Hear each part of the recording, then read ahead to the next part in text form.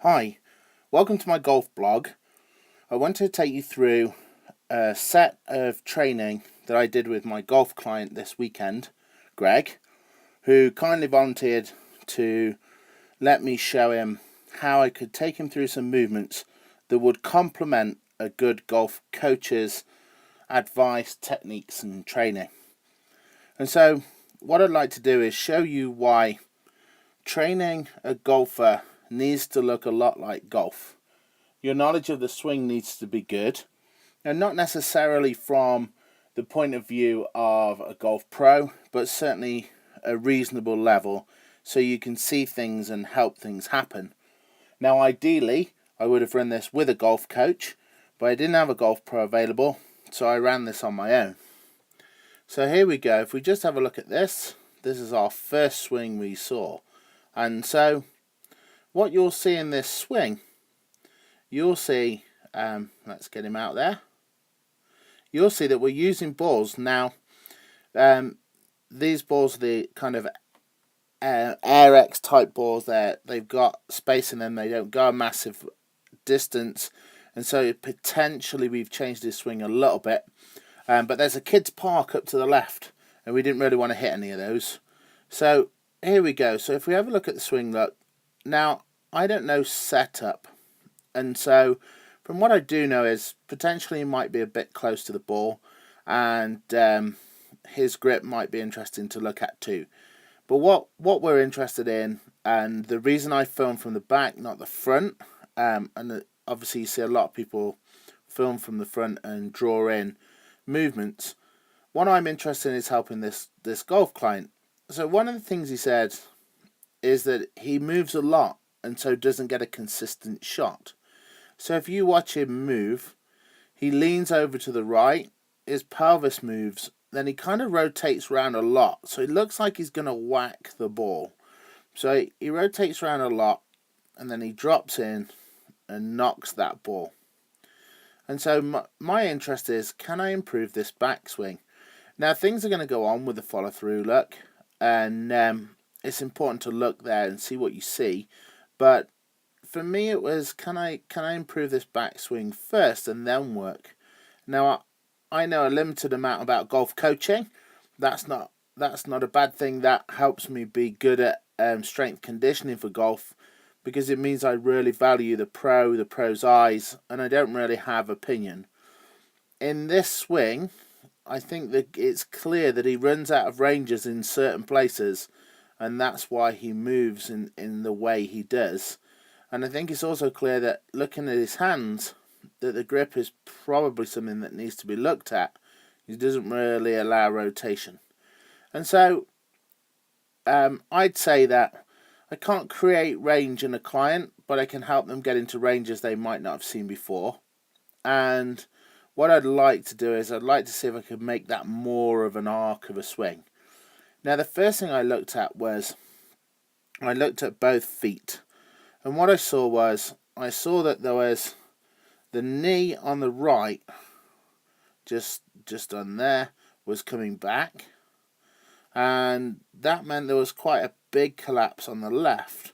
I wasn't so bothered about the left, but I was definitely bothered about the right. And so that interests me from a point of view of what could I do next to make that work better. So we'll just go back. So what we did was, let's bring him back here, look. So what we did was, I asked him after this move if he would be willing to just sort of tighten up that right leg. Now what I'm thinking here is, as he turns over, his knee comes back and then he hits full range. It's telling me somewhere around here something's going on. Now my first presumption was that his foot is moving quite a lot, and I want to firm that up. And so what I asked him to do in the first scenario is just swing, but show me the swing with just a touch of control on that right foot. So the way I did that was, I said, I want you to slightly claw your right toes. And what I wanted was to firm that right leg. So that was our first swing. Let's bring him back there. That was our first swing without the claw. And you see there's quite a lot of movement there. And that movement of the foot allows movement of the pelvis. So then our second swing, I'm going to drag it up here, look. Our second swing with the clawed foot, if you see him move, look, there's a lot less movement in that leg up until about this point. Let me just bring it back to where it was. So just about there, whereas you see on this one it's quite a lot earlier. Let's bring him over so you can see him. So it's quite a lot earlier. And so we have less of that motion and rotation and turn. It's not a significant, like, massive difference, but when you saw him hit the ball, he became a lot more accurate when we tightened up his foot. So that movement versus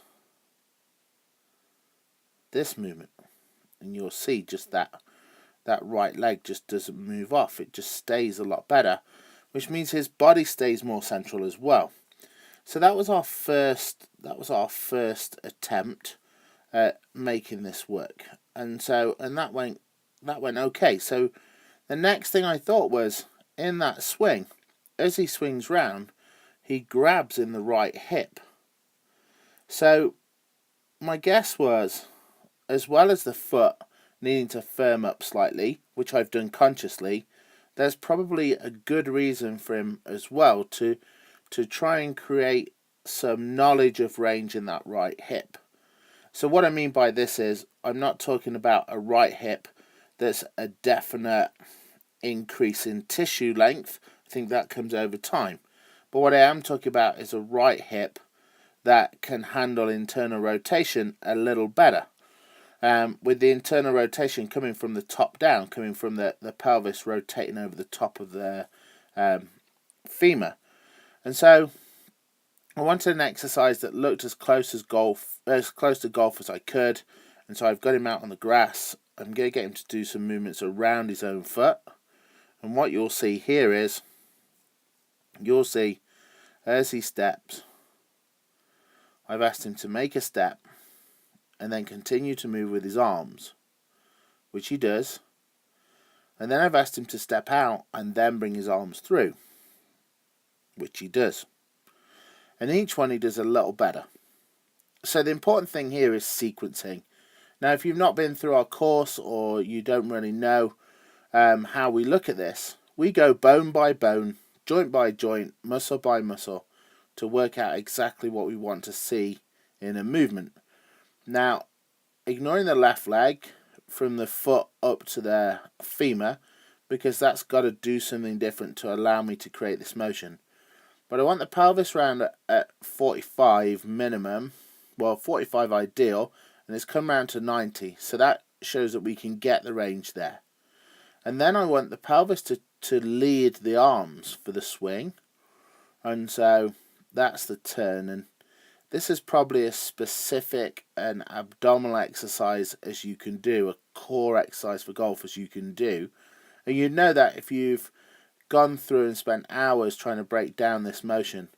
So you'll see that his arms are fluid and moving in a similar way to golf, and you'll see this step out drives the abdominals, which drives the arm, and then he follows through. Didn't actually ask for that, but it was awesome anyway. So after that movement, my goal was that he's created more space at his foot, created more space at his hip, so we saw a better rotation, sort of a bigger movement of his club. So we just drag that one down there, and then, so the result from that was this swing. And so this swing, if we have a look, was interesting, because something kicked off here that we didn't necessarily affect. He's just playing with the ball there. So when we get him to actually hit a ball, so what we'll see is, now what happens, he comes round, like we expect. He actually travels a bit left.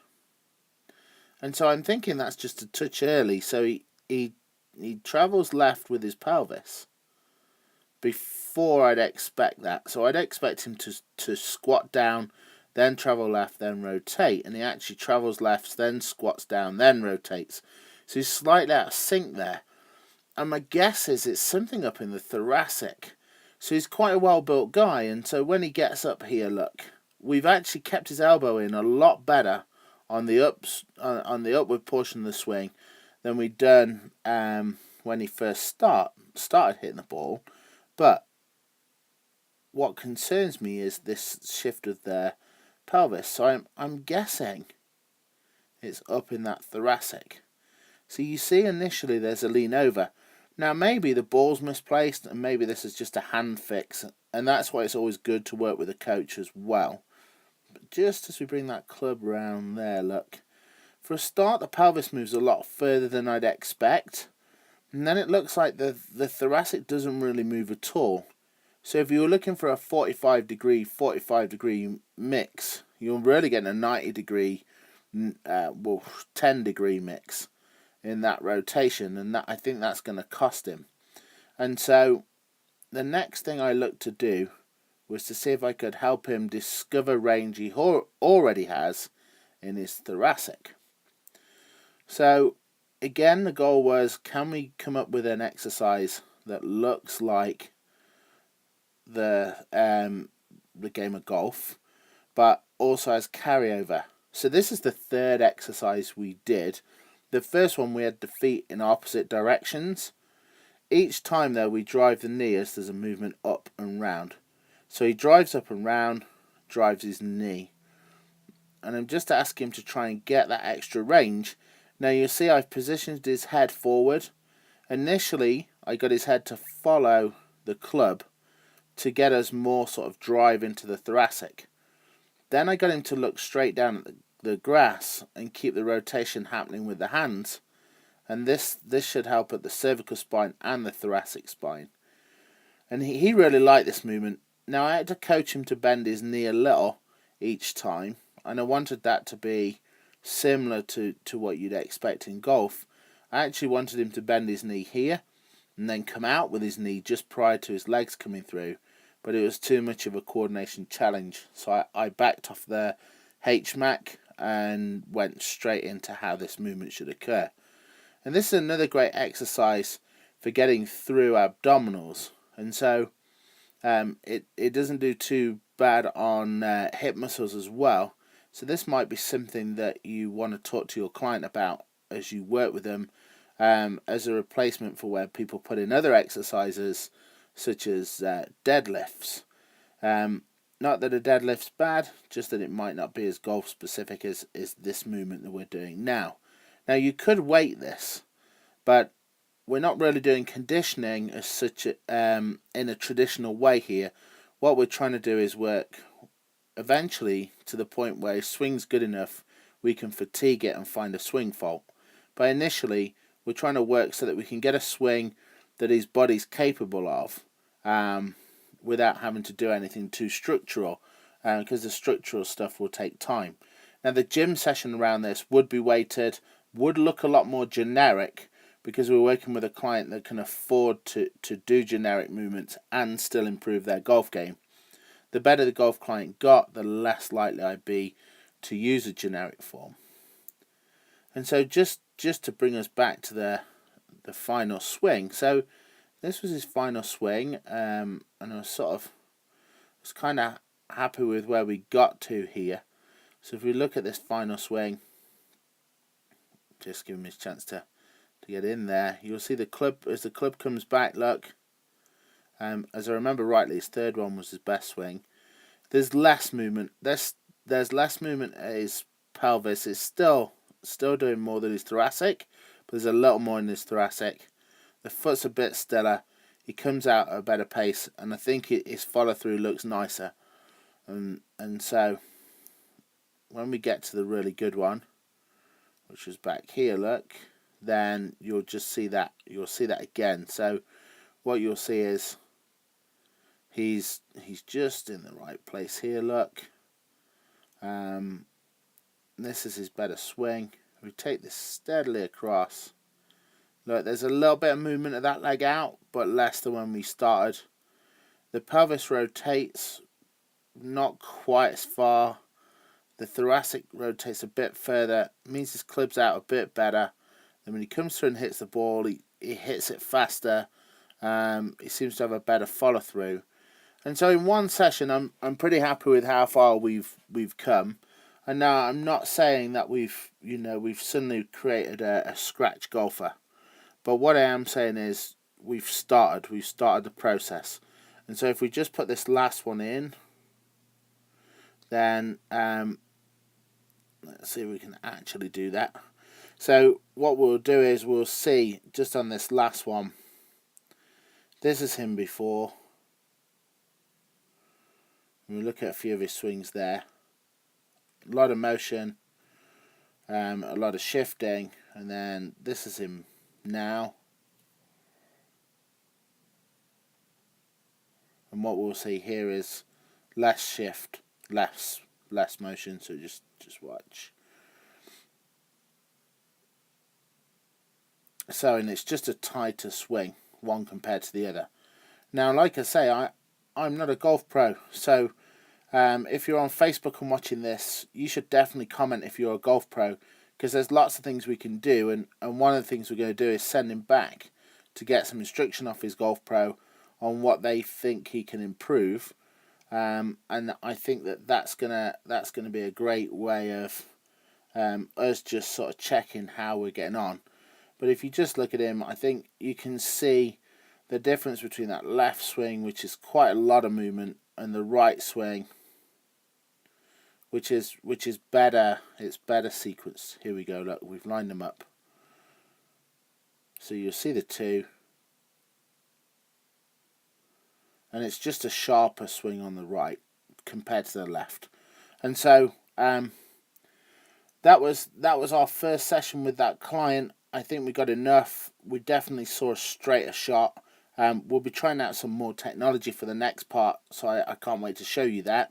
But that's our first go. That's our first attempt, and I think you can see that there's a lot in there that we can do to sort of get our clients to move better. Now the other thing is taking a client out to the grass, letting them hit actual balls. You could train them in that little area. It's a great way of building business and building a workout that a golf client will really respond well to. And so this could be a great way of generating leads and training someone in a different way. We use the Airex ball thing so that the distance of the ball wasn't far, and we're going to get a net so he can hit something a bit harder so he doesn't try and power it too much. I don't think it's a good idea to go to a driving range because you quite often get in trouble with the golf pro there. So if you can link with a golf pro and do that, that's obviously going to work a lot better. So that's our golf program today. I hope you enjoyed it. Look forward to your feedback on Facebook or Twitter. So if you want to find a Fastair golf course, if you go to our website, fastairglobal.com, and then you click on Explode Your Knowledge, that'll bring you to our functional training pages. That's just a currency selector. In here you can watch a little video with some plinky plonky music and see what we do, what we deliver.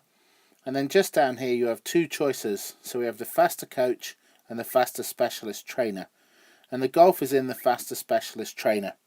Now also below, it's interesting to see we have podcasts, blogs, news articles, we have an exercise library, we have ebooks and videos. The first video for long pivot training is going on there soon, and then we have a live events calendar that you could go to. But if you're interested in looking at more in the golf, if you click Fastair Specialist Courses, then that'll open up our golf page. It'll keep asking me until I confirm it on the currency I want to spend. Now you could do the whole Specialist Trainer, which is a real bargain for all these courses. There's other courses here, but if you click on Golf Performance, it's going to ask me again, obviously, on my currency.